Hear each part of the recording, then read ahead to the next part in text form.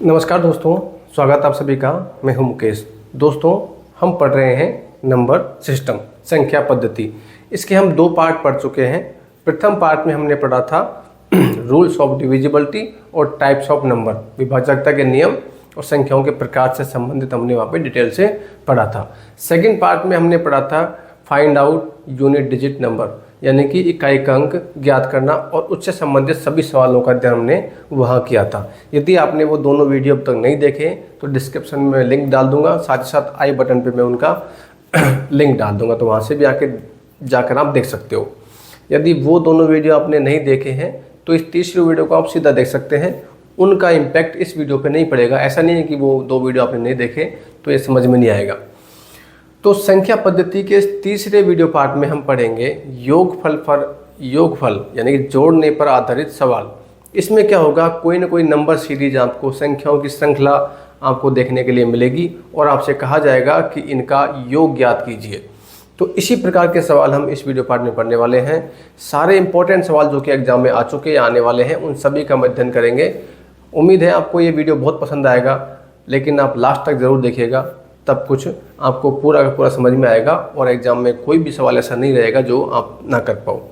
देखो, सबसे पहले हम पढ़ते हैं 1 नंबर पर, लगातार n प्राकृत संख्याओं का योग क्या होता है। लगातार n प्राकृत संख्याओं का योग, इस पे आधारित हम सवाल पढ़ेंगे। सबसे पहले देखो, जैसे मान लो यहाँ पे दे रखा है 1 + 2 + 3 + 4 प्लस आगे तक 100 दे रखा है और हमसे कहता है कि इनका योग ज्ञात करो। आप देख सकते हो लगातार प्राकृत संख्या है, इनके बीच में कोई गैप नहीं है। 1 के बाद 2, 2 के बाद 3, 4, 5 ऐसे 100 तक है। इन सब का योग यदि आपसे पूछा गया है तो कैसे निकालेंगे। 100 की जगह कुछ और भी हो सकता है। यहाँ पे 1 से शुरू हुआ है तो यहाँ पे 50 से शुरू हो सकता है, 1 से शुरू हो सकता है, कितने से शुरू कितने पे एंड हो सकता है, लेकिन लगातार होनी चाहिए। प्राकृत संख्या है, उनका हम योग निकालेंगे। देखिए, इसका एक सूत्र होता है Sn = n/2 और a + l। ये कोई अलग से फॉर्मूला नहीं है, समांतर श्रेणी का एक सूत्र है जिसमें n क्या होता है, n होती है जितनी संख्या है ना, ये n, वो n का मान होता है। यानी कि कितने पद हैं इसमें, 1 2 3 4 100 पद हैं, तो यहाँ पे n का मान कितना है बताओ, 100 है। ठीक है, n मतलब कितनी संख्या है, कितने पद हैं, पदों की संख्या। a क्या होता है, a होता है प्रथम पद। क्या होता है a? प्रथम पद की पहली संख्या कौन सी है, तो यहाँ पहली संख्या कौन सी है, 1, तो a का मान कितना हो गया, 1। और जो l होता है वो होता है अंतिम पद, लास्ट का जो नंबर। तो अंतिम पद यहाँ पे कितना है दोस्तों, 100 है ना। तो इस सूत्र को यहाँ पे आप अप्लाई कर दो। तो n का मान कितना है, 100, यानी कि 100 पदों का योग हम निकाल रहे हैं। ठीक है, ये मतलब है। सूत्र तो ये है पूरा, n/2 गुणा a + l, इसको अप्लाई करते हैं। n का मान कितना है, 100 है दोस्तों, बटे 2।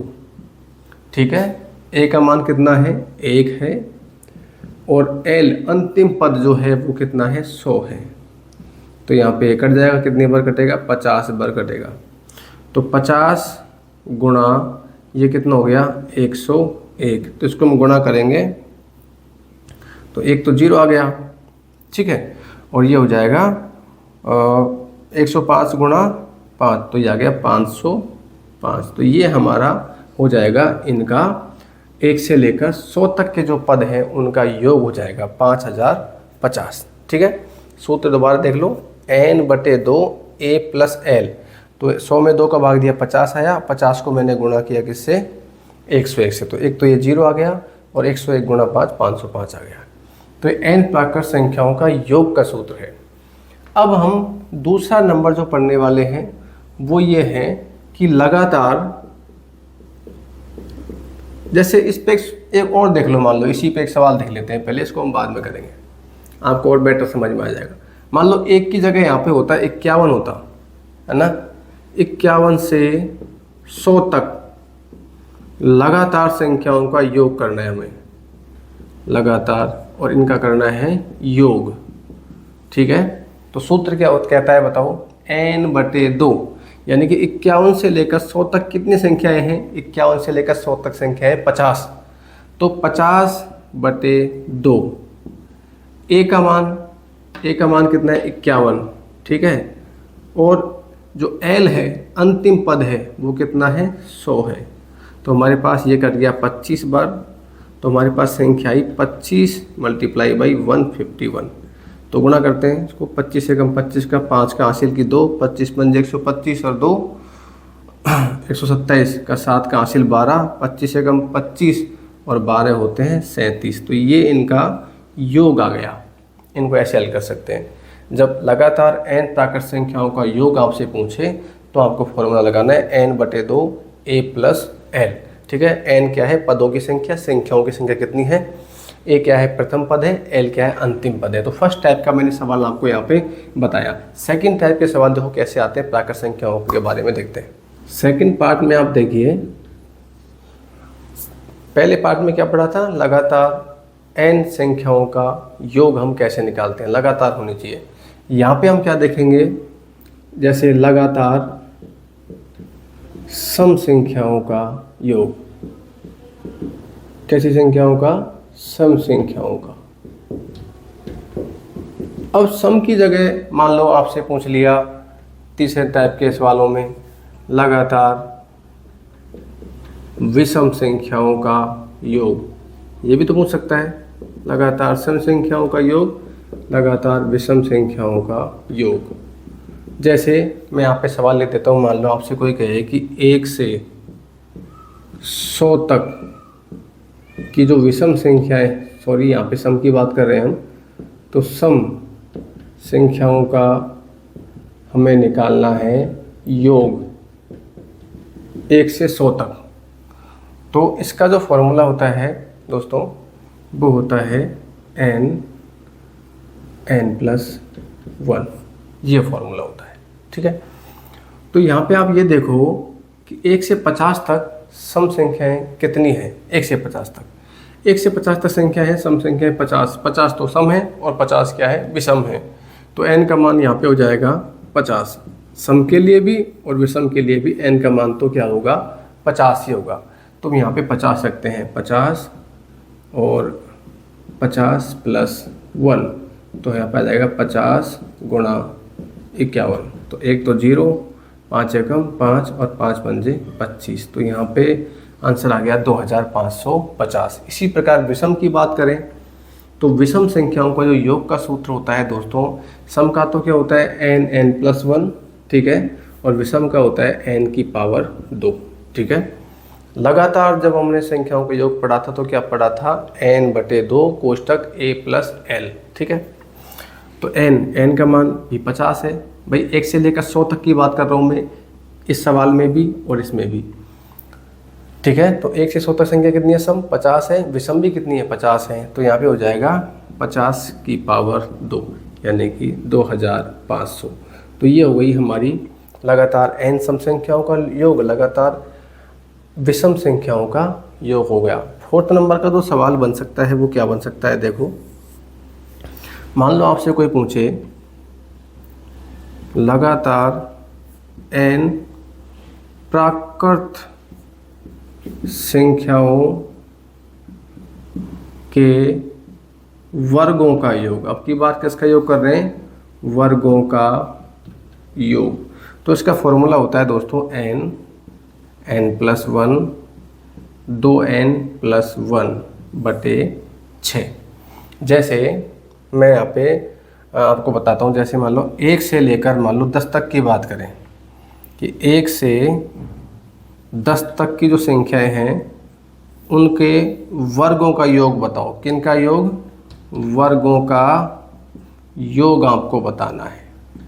तो कैसे करेंगे, n का मान कितना है बताओ, 10 संख्या n यहाँ पर, तो यहाँ पे रखो 10, n+1 11, 10 और 11 होते हैं ना, और 2 × n, 2 × n यानी 2 × 10, n का मान 10 है ना, तो कितना हो गया 20 और प्लस कितना 1/, कितना 6।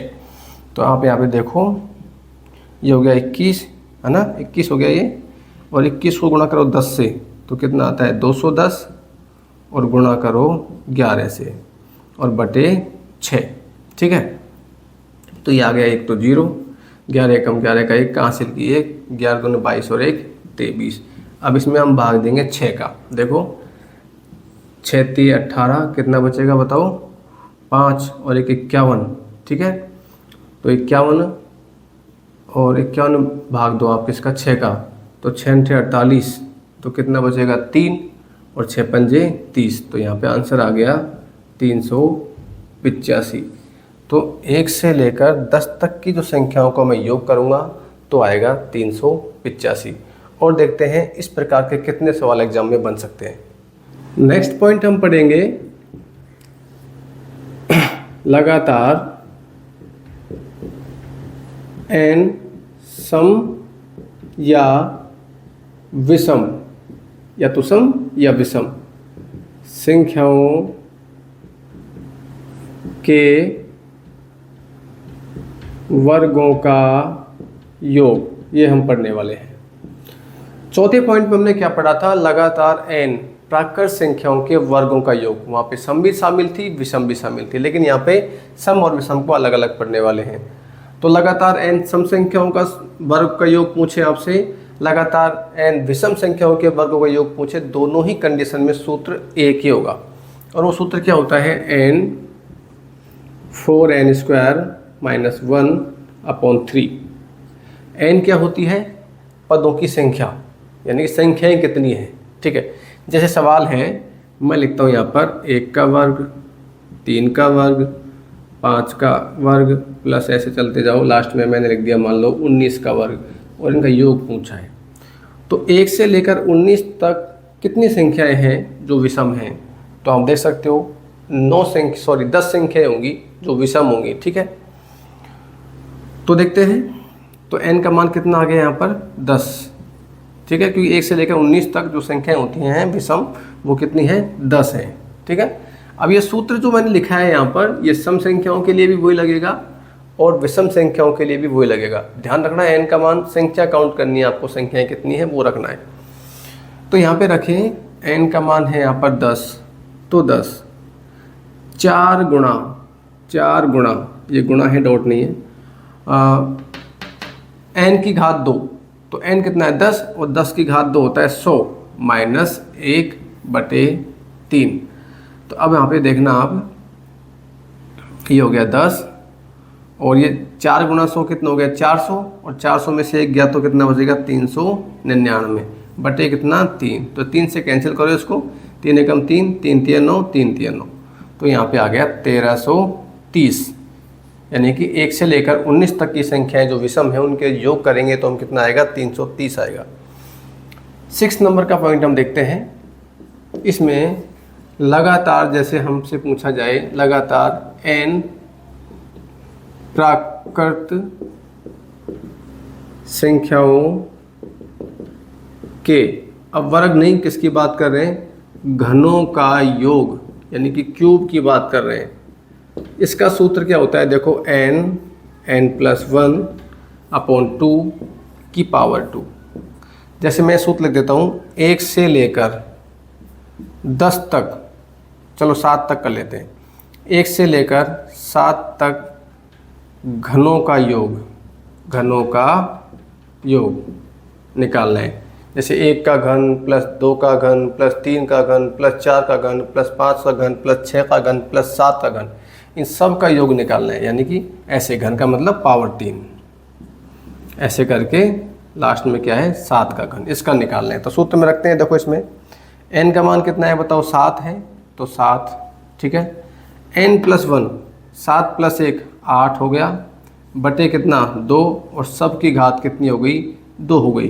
तो ये हो गया 7 8 56, और 56 बटे 2 28 है ना, और 28 की पावर 2, 28 की पावर 2 ये होता है 784। ठीक है, तो ये हमारा हो गया राइट आंसर। ऐसे हम एग्ज़ाम में हमको देखने के लिए सवाल मिलते हैं जिनमें एक सीरीज दी हुई आती है प्राकृत संख्याओं की। आपसे पूछा जाता है कि लगातार n प्राकृत संख्याओं को योग याद करो, लगातार n सम संख्याओं को योग करो, लगातार n विषम संख्याओं को योग करो, लगातार n प्राकृत संख्याओं के वर्गों का योग ज्ञात करो, लगातार n प्राकृत संख्याओं के घनों का योग करो। इस प्रकार के सवाल आपको देखने के लिए मिलते हैं, उनको मैंने आपको बताने का प्रयास किया है कि किस प्रकार से हल करेंगे। वीडियो पसंद आया हो तो प्लीज़ लाइक कीजिएगा, अपने दोस्तों के साथ में शेयर कीजिएगा, और नए नए चैनल पे आए हो तो प्लीज़ चैनल को सब्सक्राइब जरूर कीजिएगा। मिलते हैं किसी नेक्स्ट वीडियो पार्ट में, तब तक के लिए जय हिंद, जय भारत, नमस्कार।